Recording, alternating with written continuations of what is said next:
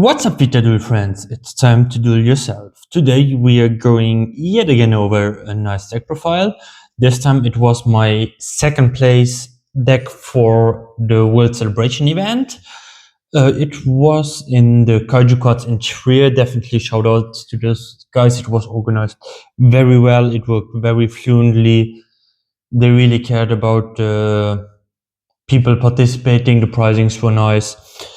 And yeah, it was a 32 person event. I went 4-1. I was first after Swiss. My matchups were Lunalight. I drew against that one. Centurion Super Heavy. I won that. One Vanquish Soul Canine. I've won that. One Yummy. I've won that. And the last one was the first round and a Yummy mirror match yet again. Then top 4 I played another Yummy mirror match, and then in the finals I unfortunately lost to Melis. Was just not meant to be. I think he had good hands. I had not that good hands, just compared like that. But overall, pretty happy with the event, pretty happy with the deck. And yeah, let's straight get into it. So first of all, which should be pretty clear, triple Cupsy, triple Cookie, triple Lollipo. I think for main deck you need all of them. Going second, you can side out some, but you want in the main deck the maximum of consistency. Double Field Spell. There was a lot of discussion with Triff not playing it and still playing it in the YCS that he won, and definitely 100% I've used it. This one, the Okroki, so much to play around Nibiru and stuff like that, or playing into boards, just going for this, forcing him to not interrupt my plays, or let him not interrupt my plays, as I would plus of it. And then double surprise, I would completely stick to this. I think 2 is perfect. Triple Obedience School, then of course the Striker package.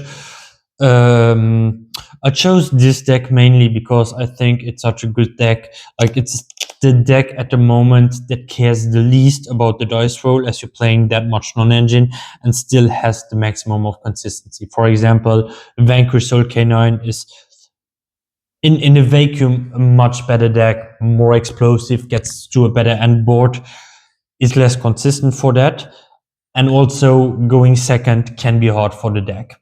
And therefore I chose this deck, and therefore also I'm maxing out on the engages. I just want to see a starter in every hand, even if it can be clunky drawing multiple of those. I'd rather draw 2 of those than none of those. Therefore I stick to triple engage. And the rest of the deck, so basically that's 20 cards, and this is 21 cards. The rest of the deck is hand traps. The obvious ones, triple Ash and triple Fuvalos. This should be pretty clear. Then I chose Veiler and Imperm. I like Veiler. I think Veiler is really good paired with other hand traps, and it even came up, it could have come up that I've normal summoned it as a tuner. I didn't do it, but there was the option to do it. I just chose for a different play, which was better in this situation. Then the triple Purge should also be clear. And then the 2, let's say, less standard are triple Ghost Ogre and triple Nibiru. So I chose Ghost Ogre because I think it's a good general coverage. It's not that bad into everything that's K9 versions, like Vanquish Soul Crystron. It's not that bad. It's good in a mirror match. It is even against Melis, for example, it can be okay-ish up to good. I don't know. I just think at the moment this card is really versatile and helps in that sense with the deck. The only matchups where I think it's really not that good is Draco Tail, and therefore you need side outs anyway for that deck. So, and then Nibiru, I think this is a little bit more counterintuitive, more controversial. I really like Nibiru already in testing, because you're playing like 21 hand traps. You always, if you draw Nibiru, you always draw it paired with another hand trap, and I don't know, it performed for me the whole weekend. It performed for me in testing. I think in this deck, in this version, with playing that many other hand traps, this is one of the best cards that you can play. Like really, never. I I lost in testing. I lost one game because of the Nibiru on my field, because I didn't, but that was my mistake, even because I didn't put the Nibiru token in attack. I could have turned it into attack, just crash and then comboed off by that. Therefore, that was the only situation where he was really clunking my field. For the rest, always came good. I think I would definitely stick to it. Then for the extra deck, I think this should be standard. Triple Snatchy, the Kagari, Almirage, the Link 2. Then one portion in my deck that's a little bit less standard is the Donner. This is just to be able to remove the Nibiru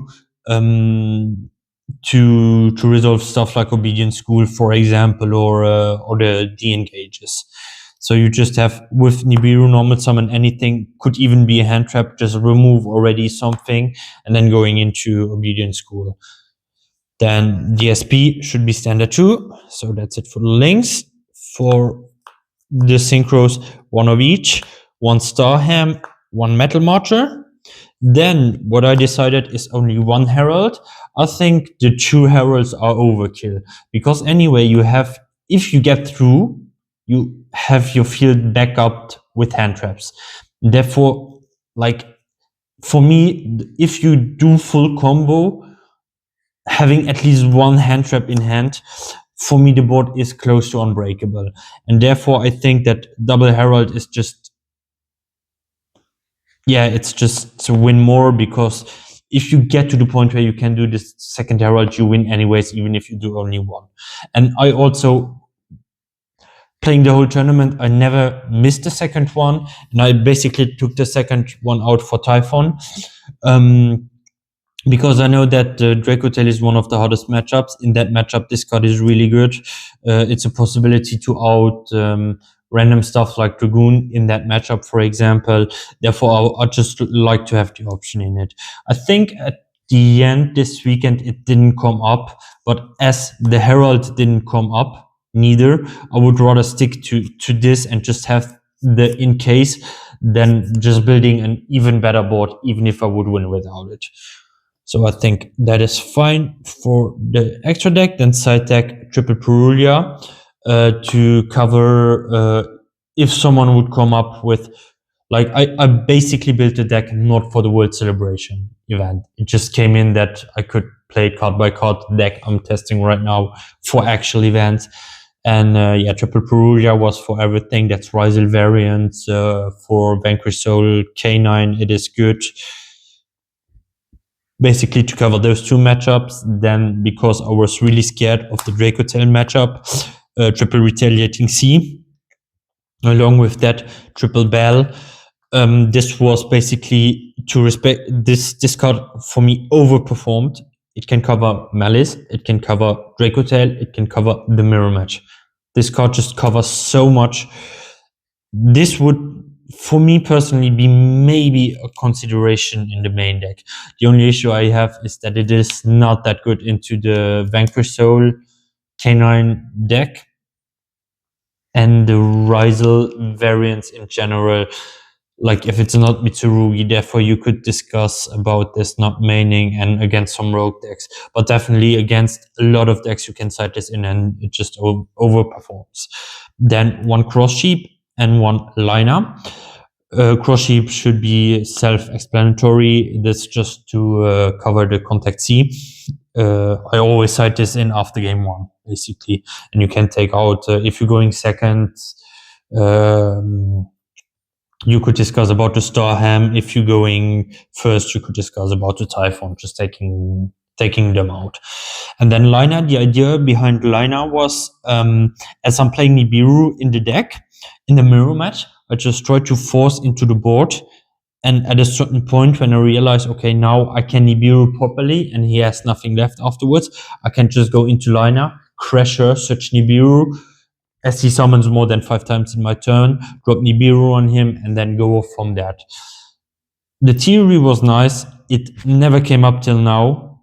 and I can't see that being really niche, really barely not coming up to never coming up. And therefore, this will definitely replaced by something, maybe another going first card. That's still something I have to figure out.